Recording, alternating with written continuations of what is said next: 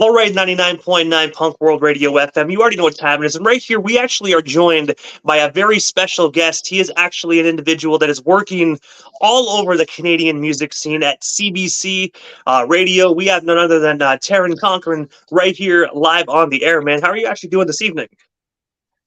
Good. How are you doing? It's good to see you. Oh, man, I got to say, it's great to actually see you and actually just converse with you, actually, man. I know since I first started Punk World Radio, man, you've actually been such a huge supporter of my radio station. So for that, man, thank you so much. Well, absolutely. You're doing something really special. I was just thinking today, there's a desperate need in my head for more punk rock on radio stations. I mean, it's not common on commercial radio necessarily. I mean, there's pockets of it, but the only ones I was listening to is one on the West Coast that I think isn't around anymore, and then some random guy down in the U.S. in a small rural town. So for you to come out and do this, I know it's a ton of work. It's very appreciated by punk rock fans like myself. And I have to say as well, like I've been in radio for the past like 5 years or so. Before this, I had my own radio station. Another radio station, and it kind of just fell in my lap and whatnot. But I was never really passionate about that genre of music, man. But I've always loved punk rock, so I came down to the fact of, do I want to continue doing something that I'm not fully passionate about, or do I want to take the risk and take the leap and start something completely fresh? And I'm glad I did, because I'm sitting here talking with you. Oh, thanks, man. Yeah, you're doing great. I mean, I listen to the station quite a bit, and I think your interviews are great and your song choices are great. And I got to tell you, I Shazam a lot. So just good. And also as well, because obviously, this interview is about you this evening. We're going to be talking about what you actually got going on. And I did a lot of research actually on your career this far, man. And I've taken you back to 2010 all the way up to 2017. Before you actually got with CBC, you actually worked for a Saskatoon music promotion agency titled Saskatchewan Music. I was wondering if you can actually tell us a bit more about that job. And of course, what ultimately actually made you decide to pursue a career just within the music industry? Yeah, actually, well, it's SAS Music, the Saskatchewan music organization, our nonprofit. I was on their board of directors, and I was on their board for 7 years, eventually becoming vice president at one point. And SAS Music is crucial to our industry, especially in Saskatchewan. Not only do they support the industry from an educational standpoint, they're a good resource. If you need to release an album or need to know who to talk to about releasing an album, or you need an entertainment lawyer, all these things, they provide all these resources, and they're so incredibly important to the success and longevity of our music industry. And actually, yeah, my involvement with the music industry goes back prior to that. In my MySpace days, I was actually doing graphic design for punk bands and interviewing punk bands. And so it goes a little bit farther back. My passion and my love for Saskatchewan music specifically sparked in about 2010. And it was one song and one opportunity. I got asked to come up with a concept for a soundtrack for a downtown Regina skating rink. And so I came up with the idea of Skate the Sask, could be 100% Saskatchewan music soundtrack that played while people skated. And I got hundreds of local artists to give me their songs. And this is back in the days of like internet's kind of still, or the Facebook is kind of still fresh, but reaching out and getting physical files from everybody. And it went over really, really well. And I got CBC on as a sponsor before I started working for them. And one cool thing was there was one hip hop song, a band called the Local Onlys. And the song is called Old Wood Bridge. And it's so phenomenal that when I heard it, I was like, what is going on? And it just got me so excited about Saskatchewan music in general.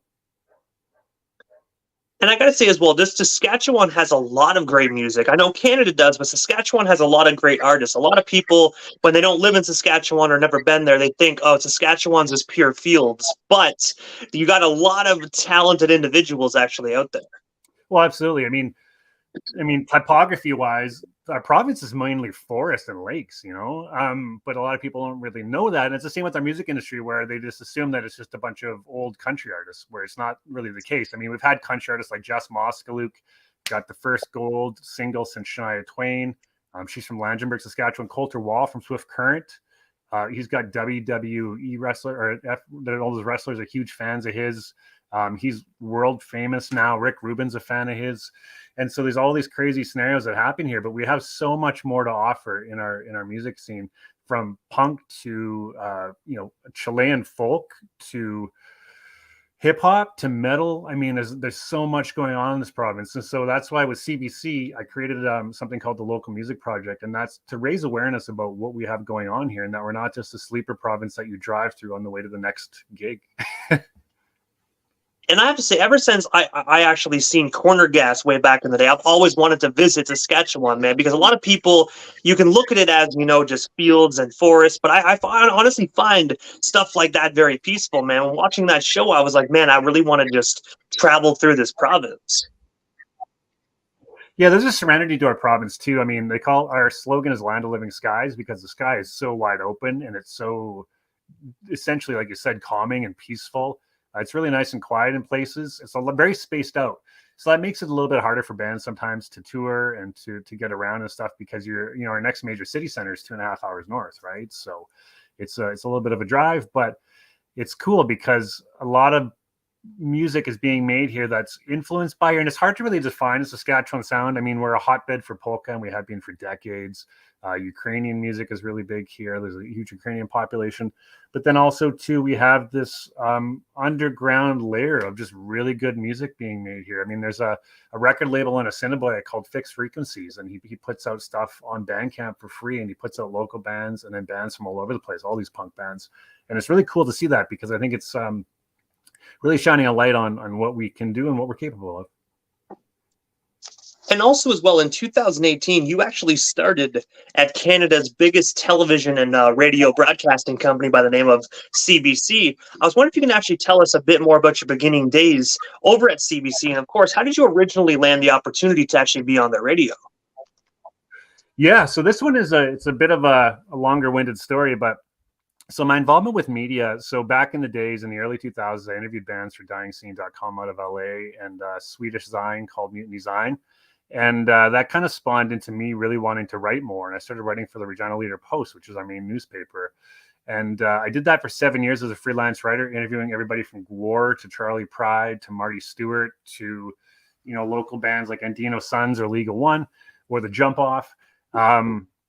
And then what happened from that was that I landed an opportunity with CTV Morning Live doing a weekly music segment, New Music Tuesday. Every Tuesday morning, I'd go into the studio and tell them about what new music was coming out, local and popular and top 40.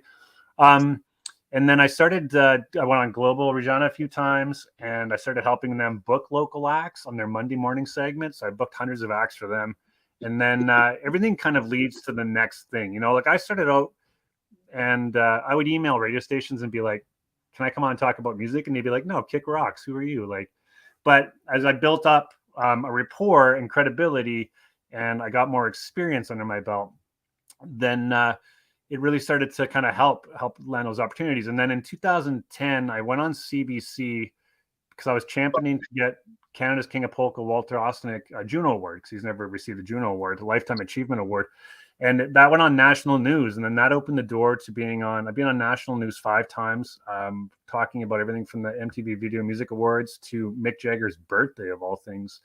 But then when the opportunity for CBC came up, I'd actually been going on there. They'd been contacting me to go on and talk about summer music festivals, local music. I went and did a talk with them in studio when Gord Downey got diagnosed with brain cancer. All these scenarios, they'd pull me in to talk about music. And then I was actually taking my family. I was running my own publicity company, and we'd saved up, and we were going to take our 2 young kids to Italy and Europe. And the night before we flew out, I saw that a senior communications officer role came open to CBC. And because I didn't have journalism degrees or schooling, that makes it harder for me to get my foot in the door. So I saw this opportunity, and I stayed up all night, and I submitted my application. I did the interviews and stuff. And I was in Italy, in the Tuscan Valley. Kids were in bed, and my wife and I were drinking homemade wine. And I got a call from CBC because of the time difference. I got a call at 11 o'clock at night saying you got the job, and it was really exciting because I'm not just passionate about music. I love what CBC stands for in my life, from the Raccoons to Mr. Dress Up to Degrassi to what has stood for in this country for broadcasting. I'm a big fan of its history along with what it stands for. So it's been really, really, really cool to get that opportunity. And then right out of the gate, when I started up there, so my role is basically marketing and communication. So any kind of merchandising to give away, events, hosting events, planning events, community awareness, anything involving the CBC brand or marketing or communication. I'm generally behind it. From like we're doing student school tours at the broadcast center coming up. But an opportunity came up because inside our broadcast center in Regina, they actually have a beautiful, beautiful studio that artists used to record at. It had a beautiful sound of baffles on the ceiling and this magnificent room. And then when the cuts happened in 2009, they actually scaled it back. And then a local artist by the name of Jason Plum from a band called the Waltons leased it and started recording all these prominent SAS musicians in there that would go on to bigger things, Dead South, Cold Through Wall, Belle Plaine. And when Jason was leaving, he decided he was going to move out, and I had a conversation with him, and I pitched the story to my coworkers, my colleagues, and I said, this guy is leaving, and he's a huge story in itself, and he's a huge resource for knowledge in the music industry and stuff. And so I thought it'd be a fantastic story. And then they said, well, you know more about music, so why don't you just do the interview? And so I did. I actually did a Facebook Live with Jason Plum inside the studio that CBC Music picked up, and I've been the first senior communications officer to do an interview with somebody. So those little opportunities and kind of being excited about things and pursuing things has opened up more doors for me, such as like the Local Music Minute and local music projects and stuff like that. And obviously, you said you're actually the first individual to actually be a senior communications officer and also being on the air. Obviously, you work at the Saskatoon branch side of things, but have you actually like heard anybody else being like, man, like, you're doing like two things at once. I kind of want to pursue that as well. Did you ever actually inspire anyone in your department to kind of take on two roles over at CBC at the same time? Yeah. So what we've done with the Local Music Project, so research was actually done where they recognized that music was a huge factor in CBC's future and garnering a new audience and a younger audience. And so we came up with the concept for the Local Music Project here in Saskatchewan. And basically what it is number one, just getting the word out there about Saskatchewan music through any means possible. For example, I talked to all our music programmers and I said, what's a pressure point for you? And they said, well, there's so many artists that reach out to us, but we either don't have the time or they're getting a hold of us on Facebook and Twitter and Instagram and email. And we need a central location where they can just send stuff. And so we created, if you go to cbc.ca/submit local music, you can submit your press kit, your photo, your music for airplay. Everything is all there. Pronouncers and names, pronouns for musicians, as well as contact information. So we did that. And then that spawned into the Local Music Minute, which is a radio segment that I do every week on Saskatchewan Weekend, our CBC Radio 1 show. And it's all really unique, fun, different stories from stuff way back in the 1950s to stuff present day.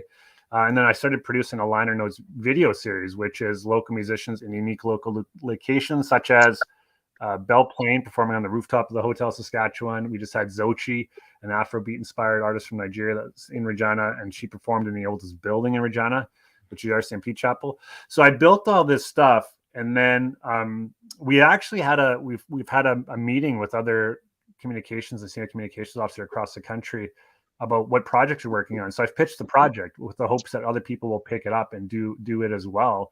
And yeah, it's just kind of a lot of it is time management, to be honest, too, and figuring stuff out. But I'm fortunate that I know these stories in my noggin already, and I have these contacts and stuff, so I can kind of usually set it up pretty quickly. And when you said a few moments ago about how you're actually the producer for the other program, Liner Notes, let me ask, because obviously, you have an extensive history actually being an on-air personality.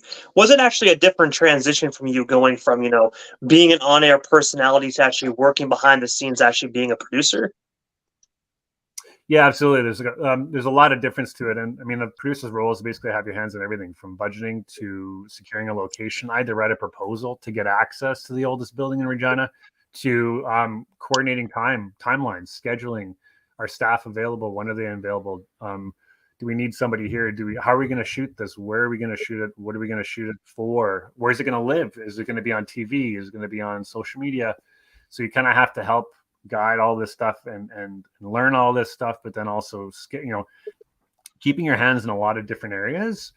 There's definitely a lot of intricacies to being on air and to talking on the radio. I mean, you know this as well too, or talking like this and stuff too. There's things you have to be mindful of, and you have to multitask, and there's a lot of things going on at once. And similar to a producer role, I mean, you need to do the same thing. You need to kind of keep sure everything is running on track, but then the wheels aren't falling off as you're driving, right? And also as well, during your time on radio, you have had the opportunity to interview so many legendary individuals from the music industry, outside of the music industry. But with one of the legendary individuals actually being Joey Cape of the iconic Canadian punk rock band Lagwagon. I was wondering if you can actually just tell us a bit more about that particular interview, and of course, what was it like being able to just speak one-on-one with such a huge rock legend?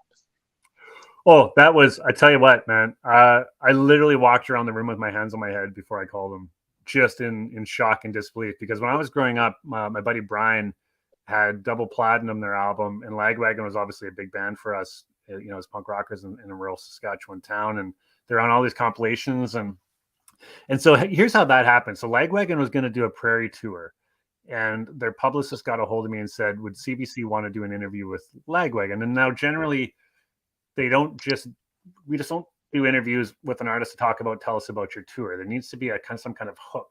We call it a focus statement. Who is the main character? What did they do? What was the outcome? But then there also needs to be a local tie-in. So where is a local tie-in of Joey Cape? There's not one, right? So then I had the idea of, okay, what if I did a radio story on compilation albums? Because Lagwagon was on almost every Fat Records comp. And then I thought, okay, but let's talk about the history of compilations. The compilation album was actually started by a man named Philip Kivas, who started KTEL Records he's from Saskatchewan, Unger, Saskatchewan. He moved to Winnipeg and started this huge industry. He created the compilation. So then I pitched the story of, okay, can we do a history of the compilation album? We'll talk about Philip Kivas, talk about Lagwagon. I actually got another guy who wrote, Mark Teo, who wrote a book on Big Shiny Tunes, the Big Shiny Tunes compilations. And then with Joey Cape, I lucked out because when I called him, he was actually a huge fan of KTEL. And he told me that if it wasn't for the KTEL Records Goofy Greats release, he probably wouldn't have started a band or got into music. And so I had to think of this elaborate, almost like a workaround to talk to him. And he was such a nice guy. I mean, I've had opportunities outside of work too, to like sit in a room with Joey Shithead from DOA and just chat with him, just him and I after a set. And, yeah, it's like they always say you don't want to meet your heroes because you don't want, them to be jerks. But yeah, Joey Cape is a really, really nice, well-spoken, kind-hearted fellow. And it was, yeah, they were actually supposed to come here on Sunday night too, but he has to get surgery now, so it got canceled. But hopefully one day catch him live. I still haven't seen him live too, so. I actually heard about that too, about his surgery and whatnot. They canceled the Canadian tour. So since we're actually just live and speaking about Joey, we're definitely praying for you and hope you actually make 110% comeback very soon. Absolutely, I agree. Yeah, wishing them all the best. And also as well, on February 8th of 2023, at the Hampton Hub, you were actually a guest speaker at the Big Shiny Tunes 2 listening party. I was wondering if you can actually tell us a bit more about that particular night. And of course, what was it like just actually being a part of that party, man? Because Big Shiny Tunes was such a huge compilation series that really is embedded within Canadian music history. Yeah, it was really incredible. So it was hosted by a fellow from Regina named Andrew Perry, who's an incredible videographer and photographer, and he's done music videos for Just Moskluk and some other people. And Andrew decided to put on this event to celebrate Big Shiny Tunes 2. And the original concept was started chatting and then basically go and analyze each song. So every person got to pick a couple songs, and you'd sit down in a room full of a room full of other people, and everybody would just talk about, because it was an album that at one time, like Offspring's Smash, everybody had it. Green Day's Dookie, everybody just owned that album, right? And the event itself was kick-ass because the Hampton Hub is a really cool place in Regina, where it's named after John Hampton, who's a civil rights Black Panther. A couple young Black guys run it, and it's really empowering to be in that room. But then also the event itself was so fun because they had prizes. Andrew had prizes, and we did trivia. We listened to the songs, we talked about it, and it was really quite something because I was curious if you know the song Sugar Ray Fly from that Big Shiny Tunes album. So I love that song. And so I threw a Hail Mary, and I don't know the guy, and I probably will never meet him, but I tweeted at Mark McGrath and I asked, why is there two versions of the song? Why is there one with Supercat and one without? And he said basically it was record label racism, that they didn't think it would work in adult contemporary radio with a reggae artist on it. And I thought it was crazy that he replied. And then another scenario was through my publicity company.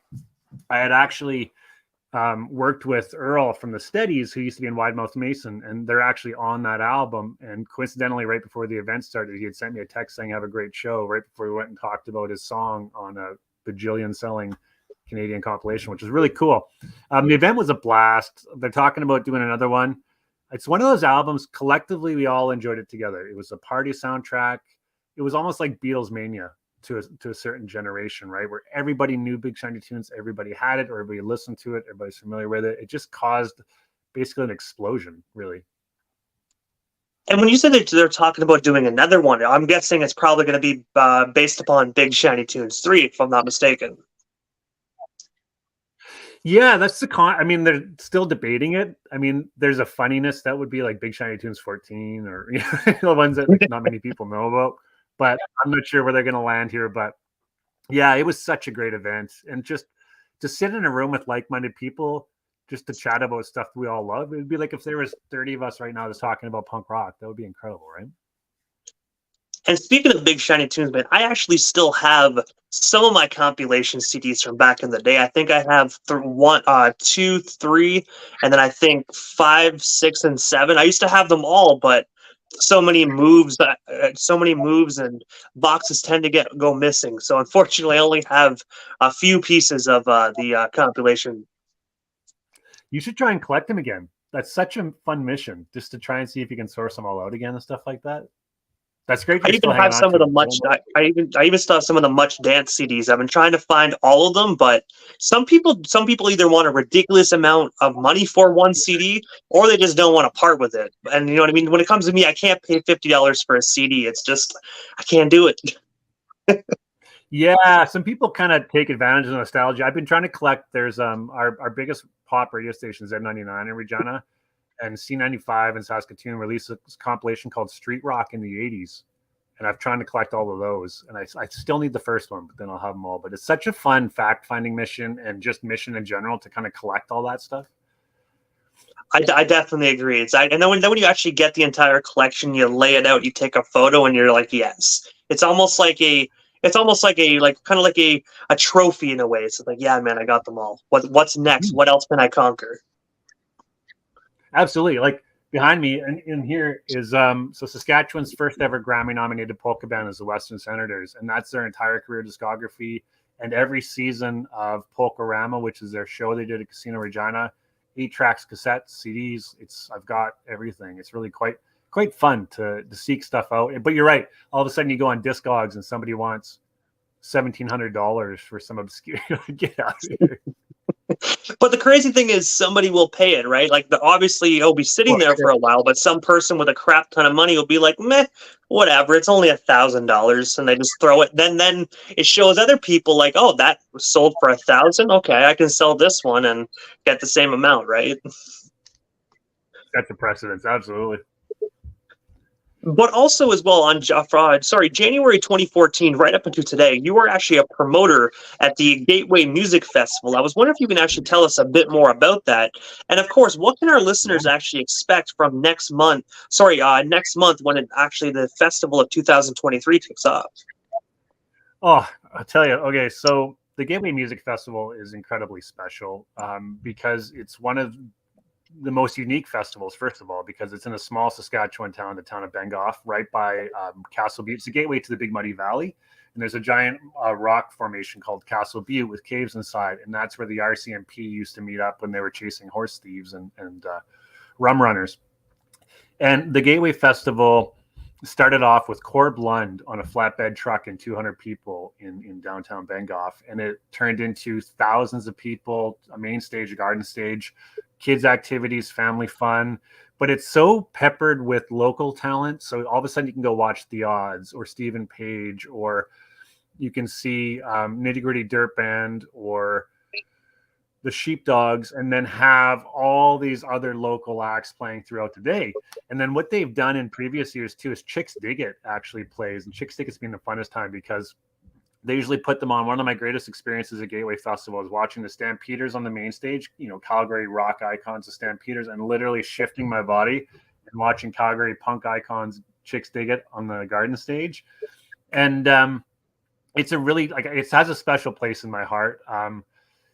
The festival itself has so many, cool stories, and there's so much to see when you go out there. The town does such a great job of hosting a wonderful event. Whether you can see, some people, you go down to the Bengoff Co-op and see Steve Earle buying groceries. It's such a cool experience. And I've had some really fun experiences myself, like setting up interviews, whether it be for Tom Cochrane or Kentucky Headhunters. It's been some really special moments. One time I was backstage and the Nitty Gritty Dirt Band showed up, and they started unloading their gear, and they saw me standing there, and they said, "You here to unload our van or our gear?" And I was like, yep. Just start hauling it. When else in my life am I going to have an opportunity to, to set stacks of amps for Nitty Gritty Dirt Band, right? So it's never going to happen. Hey, you know what? You saw the opportunity and you capitalized. At the end of the day, I don't think they cared who their roadie was at that moment. They just wanted the stuff off the band. Yeah, man, Gateway, if you can ever make it out here, people come from all over Canada and down in the States and Montana and in North Dakota and places like that, because it's such a lot of people go and they say, I did not expect it to be this like welcoming and entertaining. And it's just like, you're so close to all these incredible artists and they're accessible. Like there's no barriers up, right? So it's such a great experience and a great feeling. And you really get to see a Saskatchewan setting, like driving into Bengoff or driving through the Big Muddy Valley is really quite beautiful. And I have to ask as well, like, what is next for yourself? Like, is there anything we happen to miss during this evening's interview? Anything else you still want to talk about or promote? Well, we still got you here live on 99.9 FM this evening. Yeah, man. One thing I started doing is I've taken my Local Music Minute segment, which people can check out at cbc.ca/Local Music Minute. And I've actually repackaged it and I started sending it out to syndication. So what syndication is, if people aren't aware, is basically it goes to every CBC across Canada for potential airplay. And so I've taken some of my favorite stories that I think will resonate in other provinces and territories in the country. And those have been going. So that's been running for 3 weeks. I've got 3 more going, and then we'll see if we can continue it on from there. So that's been really exciting to all of a sudden hear Regina's People of the Sun, which is an 8-piece R&B hip hop group, getting played in Inuvik, or hearing about Alexis Normand, who's a Fran Sasquatch singer-songwriter, playing in Whitehorse. It's really cool experiences. So that's kind of on the go. Other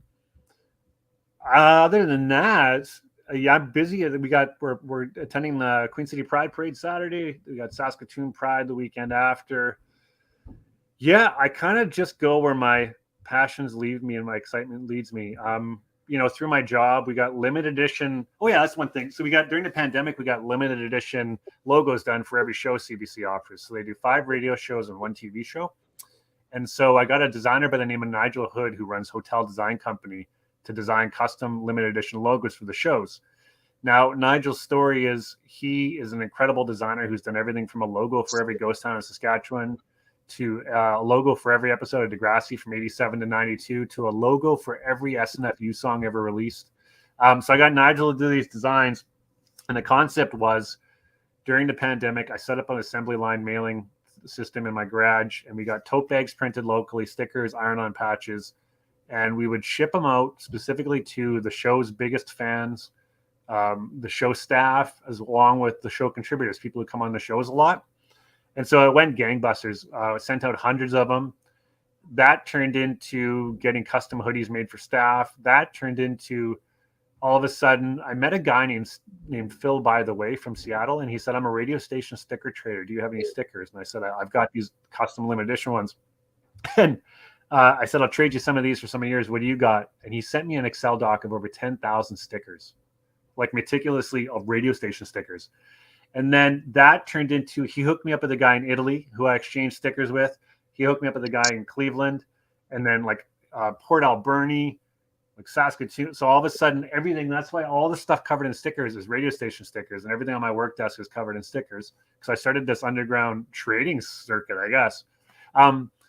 So those designs actually ended up winning 2 Alberta or Edmonton Ace Awards because Nigel lives in Edmonton, and 2 of them are actually featured in a logo design book that got printed. So I recently got approached by the manager of branding, merchandising, and licensing for CBC. So if you go to cbcshop.ca, you can buy a CBC hat, you can buy a CBC shirt. I give stuff away, but if you want to buy something to wear or to carry, anything branded CBC, you can buy it online. And we're in the works right now. We're just finishing up getting those limited edition designs I got done by Nigel into an actual store, which would make us the first region in Canada to have a CBC show branded merchandise for sale, which I think is really quite fun and quite awesome. And when you actually said about a bunch of radio station stickers, I'm actually in the process of actually getting stickers made for the radio station here, and I'll definitely just mail you off some stickers, man. That way you can have it for your collection.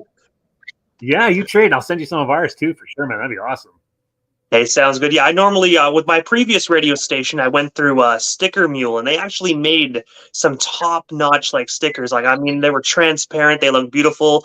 I actually put them, it sounds bad to say, I didn't want to test them on my own car. I ain't going to lie. My mother-in-law, she was like, oh, I'll try them on my car.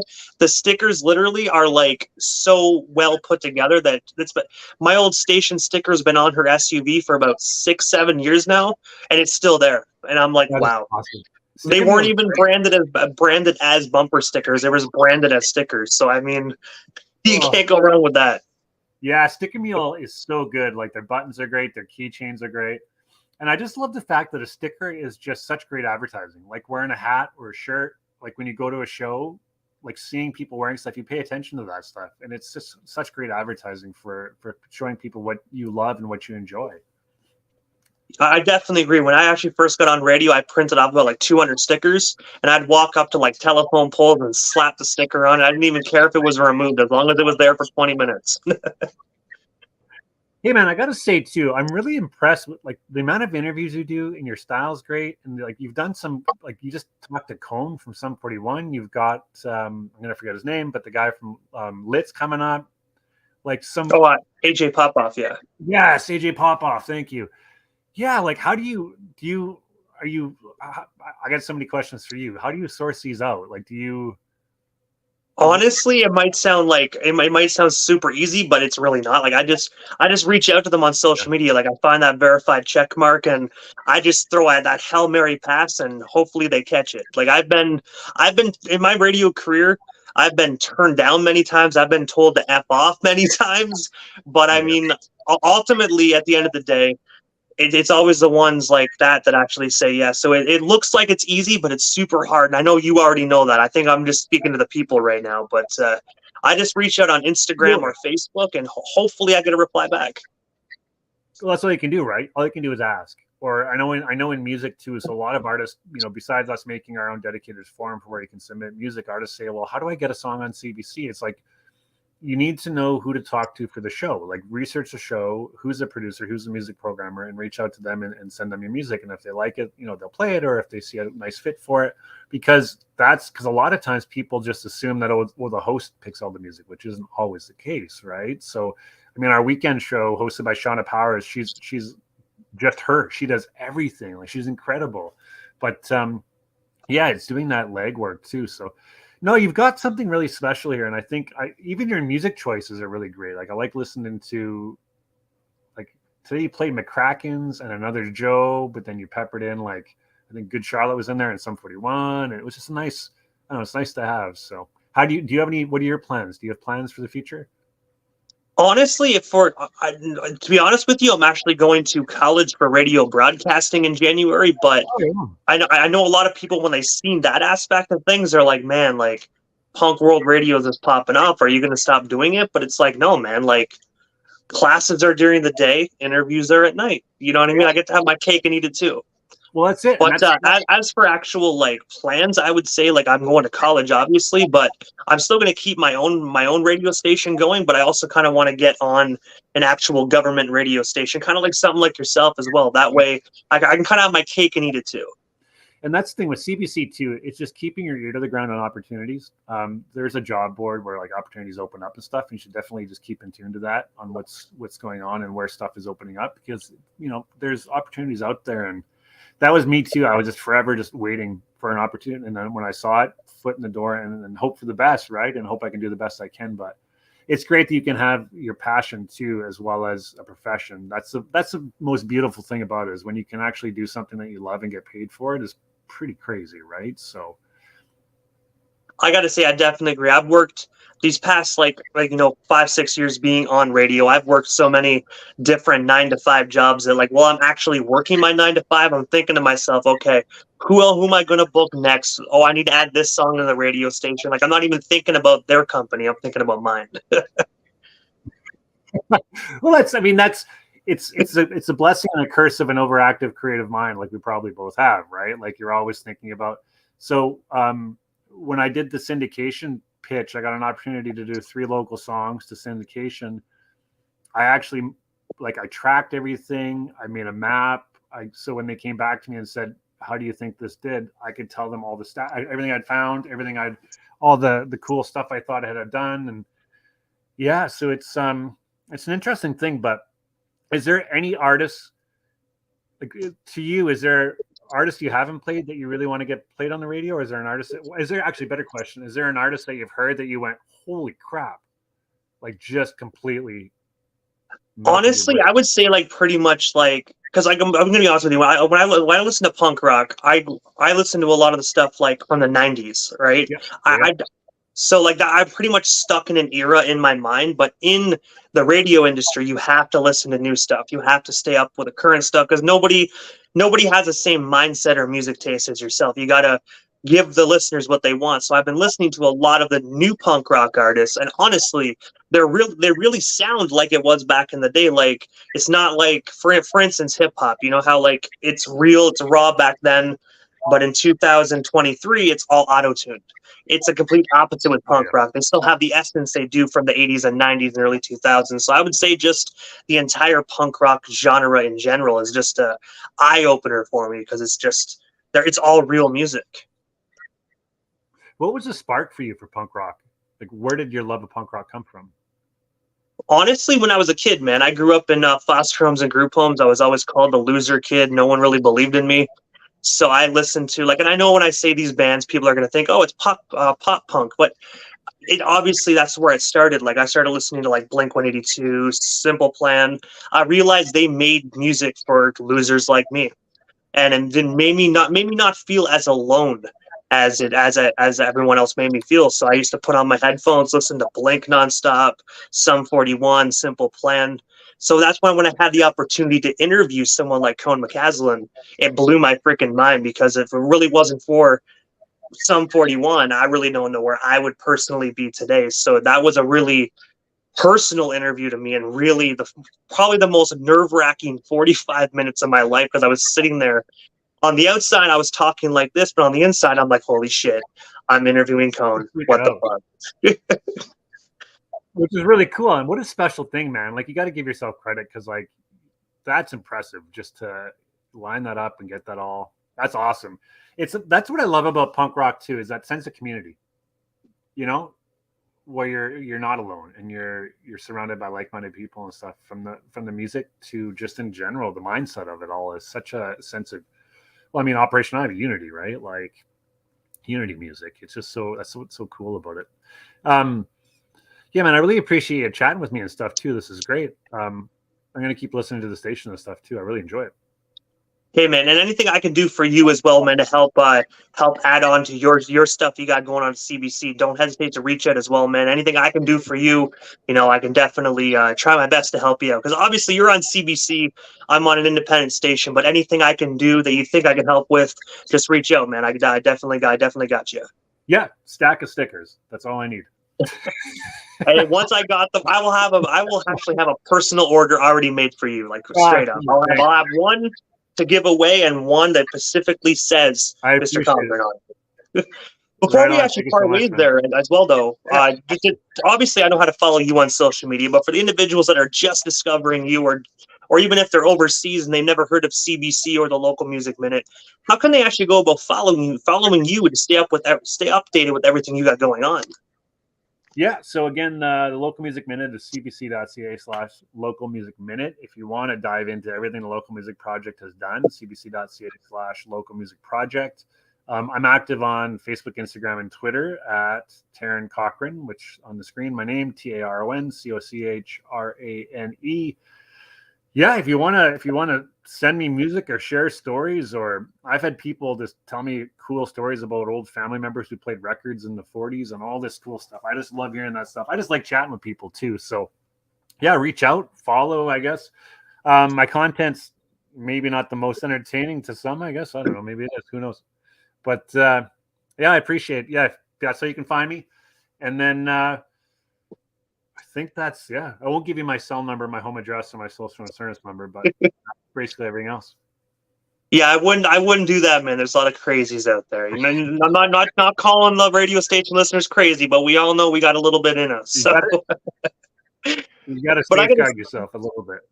Exactly. I got to say, first and foremost, thank you so much for just giving not only myself, but the radio station airways a bit of your time. It was such an honor speaking with another fellow radio personality and just talking punk rock and just learning a lot more about your career, man. It was such an honor, and I'm pretty sure we definitely shall talk again soon. But for now, definitely have yourself a phenomenal night. Cool, man. You too. Thank you again. I really appreciate it. Hey, you're most certainly welcome, Taron.